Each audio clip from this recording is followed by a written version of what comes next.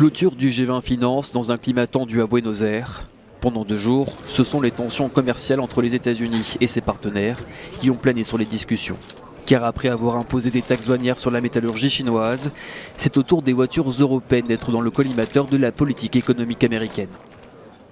Je dirais que la réunion n'a pas été tendue, que tous les arguments ont été échangés et que nous nous sommes écoutés mutuellement.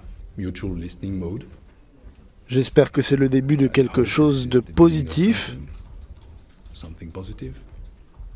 mais nos positions ne se rejoignent pas.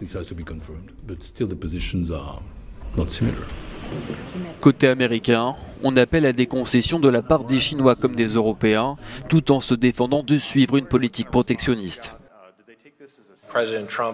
Le président Trump a une réunion cette semaine avec le président de la Commission européenne.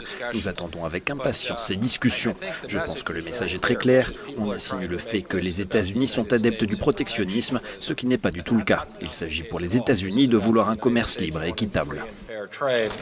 Selon le FMI, si les tensions commerciales persistent, elles pourraient alors faire reculer la croissance mondiale de 0,5 points par année.